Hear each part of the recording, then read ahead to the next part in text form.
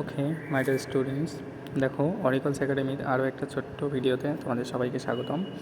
তো এই ভিডিওটা দেখো, খুবই ছোট একটা কনসেপ্ট বাট অনেক ইন্টারেস্টিং।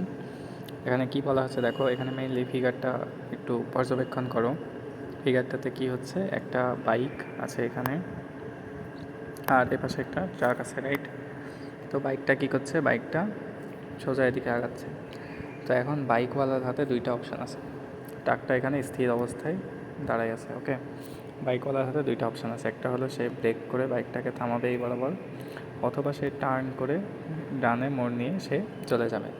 এখন এই কোশ্চেনে যেটা বলা হচ্ছে সেটা হলো which one would be more preferable for having a safe journey, অর্থাৎ বাইকার একটা নিরাপদ চালানোর জন্য তার আসলে কোনটা অ্যাপ্রোপ্রিয়েট হবে, ব্রেক করে থামানো নাকি turning forwards to the right, কোনটা? তো এখন দেখো, যদি বাইকার সোজা থামাতে যায় ব্রেক করে, সেক্ষেত্রে কী হবে, তার বাইকে একটা মন্দন সৃষ্টি হবে, ওখানে একটা বল প্রয়োগ করতে হবে, ওই একটা বল। আর যদি সে টার্ন নিতে চায় সেক্ষেত্রে তার একটা কেন্দ্রমুখী বলের যোগান দিতে হবে, রাইট? যেটা তার কেন্দ্রবিমুখী বলটাকে প্রতিহত করে তাকে থামতে সাহায্য করবে, তাকে টার্ন নিতে সাহায্য করবে। তো এখন এই যে একটা ব্রেকের একটা বল আর এই কেন্দ্রমুখী একটা বল, এই দুটো বলের মধ্যে কম্পেয়ার করে আমাকে ডিসাইড করতে হবে অ্যাকচুয়ালি কোন বলটার মান কম এবং কোনটা আসলে অধিকতর সুবিধাজনক বা অধিকতর নিরাপদ। হ্যাঁ, তো এখন দেখো এখানে বলছে কি যে বাইক থেকে এই ট্রাকের দূরত্ব কত, 3/4 আর।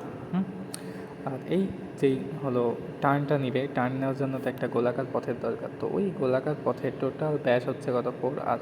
তো গোলাকার পথের ব্যাস যদি 4 আর হয় তাহলে ব্যাসার্ধটা কত হবে বলো তো, 2r, রাইট? তাহলে এবারে দেখো ঘটনা, বাইকার যদি ব্রেক করে থামাতে চায় সেক্ষেত্রে কী ঘটনা ঘটবে।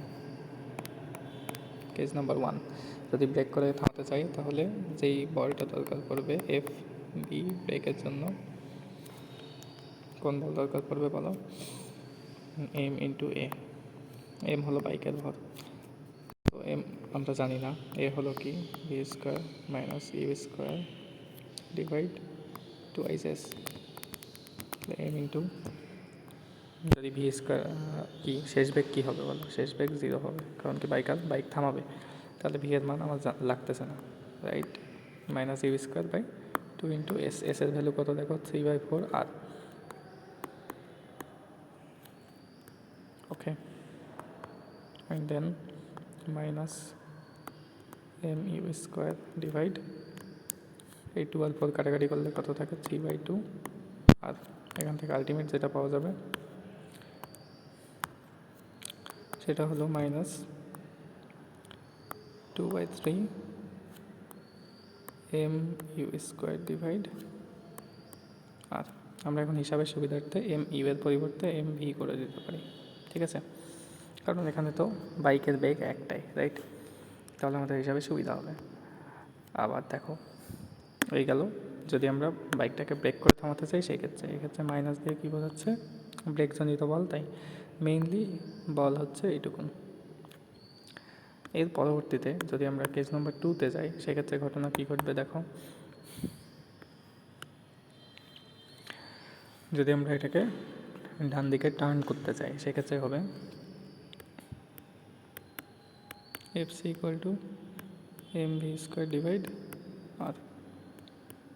তাহলে এম এর ভ্যালু আমরা জানি না, এম আননোন, v² থাকলো আর আর, এই যে আর প্রাইম, তো আর প্রাইম আসলে কোনটুকু, 2r, রাইট? তো ওখান থেকে ক্যালকুলেশন করলে কি হবে, 1/2 × mv² ডিভাইড আর।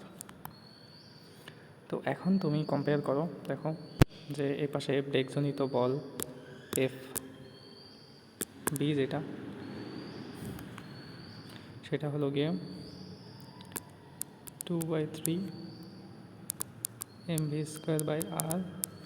আর এ পাশে যেটা সেটা হলো 1/2 mv² আর।